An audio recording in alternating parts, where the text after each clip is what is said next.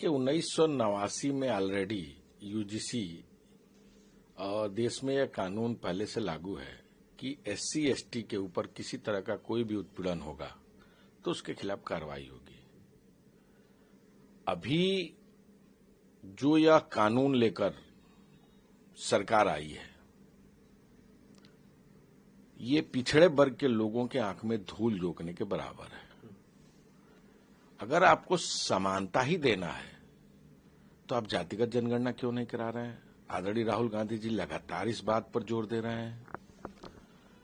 दूसरी जो सबसे महत्वपूर्ण बात है कि अगर आप पिछड़े वर्ग, दलित और खासकर एसटी को मुख्य धारा में लाना चाहते हैं तो आप उन लोगों को नौकरी दीजिए, सरकारी नौकरी दीजिए, जमीन दीजिए, आर्थिक संपन्न करिए, तब तो वो मुख्य धारा में आएंगे।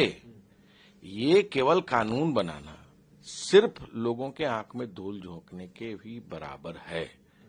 और मैं समझता हूं कि पिछले चुनाव में बीजेपी के करारी हार के बाद पिछड़े वर्ग के लोगों को साधने का सिर्फ एक बहाना है, बाकी ना उनकी उन्नति, ना उनका आर्थिक विकास, ना उनको मुख्य धारा में लाने की कोई भी प्रयास बीजेपी सरकार कर रही है। आप देखें ना, पिछड़ा वर्ग के नौजवान पिछले काफी दिनों से यूपी में जो 69,000 शिक्षक भर्ती के मामले को लेकर लगातार आंदोलनरत है। सरकार ने उसकी सुधि ली, संज्ञान लिया। दलित परिवार के लोगों को पेड़ के खंभों में बांध के मारा जा रहा है, पेशाब पिलाने की कोशिश की जा रही है।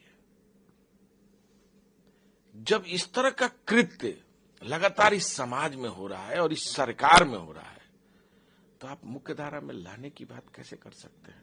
जो कानून पहले से ही है उस कानून को आप फॉलो नहीं कर रहे हैं तो निश्चित तौर से यह देश के पिछड़े, दलित और आदिवासी लोगों के आंख में धूल झोंकने के अलावा कुछ नहीं कर रहा। देखिए, बीजेपी को छूट है, वो पाकिस्तान को भाई बता दे, लाल कृष्ण आडवाणी जी पाकिस्तान चले जाएं और जिन्ना के फूल अर्पित करके चले आए, प्रधानमंत्री जी चले जाएं, प्रधानमंत्री को साल भेंट करके चले आए, उनकी माता जी को बिना बताए खाना खाकर चले आए।